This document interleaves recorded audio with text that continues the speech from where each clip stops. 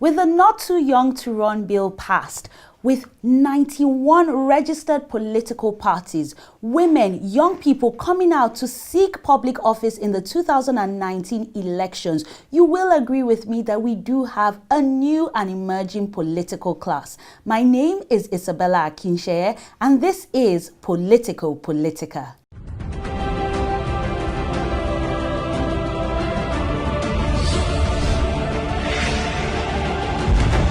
Politico Politica with Isabella Akinseye. Welcome back to Politico Politica with me, your host, Isabella Akinseye. Let's meet our guest. He has over 35 years experience in private and public service covering teaching, auditing, corporate and general law practice and development consultancy. He has acquired expertise in public policy and implementation, national development, international development issues, global affairs, African affairs, Nigerian history, law, culture, and political economy. As a development expert, he has a wide portfolio of participation and leadership in the design, implementation, coordination, delivery, and evaluation of internationally financed development programs and projects in Nigeria at national and subnational levels. He is the presidential flag bearer of KOWA Party. He is Dr. Sina Fagbenro-Byron. Welcome to Politico Politica, Dr. Fagbenro-Byron. Thank you, Isabella. Thank you for having me. So let's go straight to our topic of the day. We're looking at the new political class. What do you make of this new and emerging political class? I think it's a great development in Nigeria in the sense that Nigeria is trying to transit. Not only are we trying to change government, but we are trying to change governance. We're trying to change the way people approach politics and approach governance. We want to ensure that new ways, good ways, modernity, and more inclusion, appears in the political space.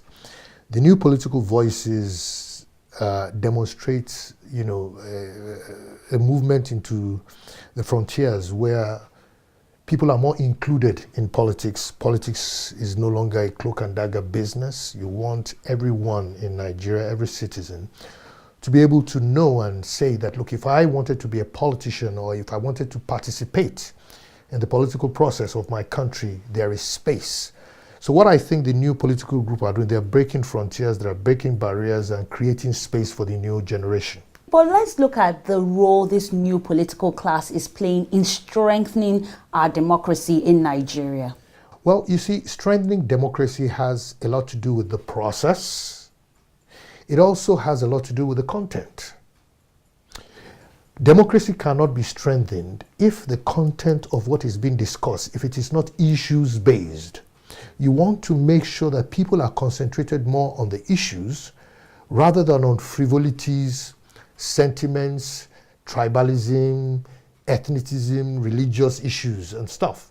So what happens is that this new breed, if I may use that language, are forcing the situation to look at issues. You want to look at the issues of gender, you want to look at the issues of social inclusion. In Nigeria specifically, we have certain issues that touch the lives of everyone. Security, human development, the environment, power, infrastructure, the economy, employment. You want different dimensions. They say that in the abundance of water, the fool is thirsty. In the abundance of comments and in the abundance of participants, Nigeria can only get richer. They have enriched the political space and they have given hope to the future. So definitely a plus for our democracy. Absolutely. So now, do you see a synergy between the old political class and the new political class, or do you feel they are worlds apart? I don't think they're worlds apart. I think there's a continuum. Take, for example, a lot of people will categorize me as new breed, but I know my age. I'm going to be 60 next year, and I have that experience that comes with the old, but again, my mindset is with the new, So, but what I think is that life is always a continuum. There cannot be a fracturing alone. So there will be little degrees of, when you boil water, before you get the water to boil 100%, it crosses 50. So what we're saying is that it'll be gradual. In some cases, there will have to be some decisive change. There will have to be some fracture. There will have to be some disruption. But having said by and large, you will always have a mix. And I'll tell you, social inclusion, which is the fundamental bedrock of development, presumes that the wholesome is made of the young, the old, men and women.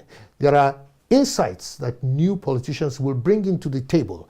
And there is some experience that the old politicians too will bring into the table.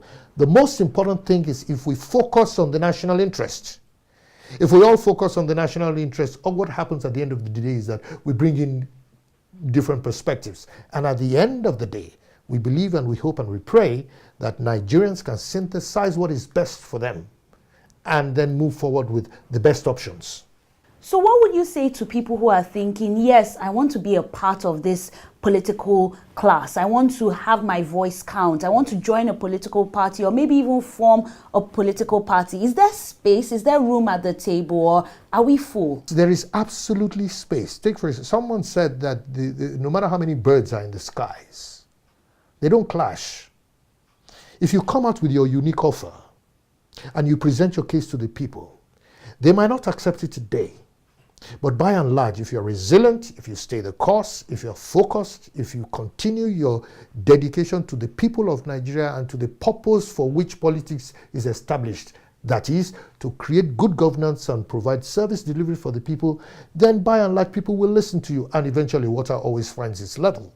So everybody we have to allow the space to grow, naturally. And then at some point in time, people will start distilling as we mature and we crystallize our issues and we can find and we demonstrate that certain things can work or certain things do not work, and we continue on what works and we displace what doesn't work for us, then we will get there. So my final question on our topic of the day will have to be with the law. Do you feel that this new political class can actually rely on the law to take its course? So take, for instance, we go to the polls and a new political party feels aggrieved that the old have come and they've done business as usual. Can they really rely on the law for justice to prevail? You cannot preempt the law until you apply the law. You have to apply the law. You have to proceed with the judicial process.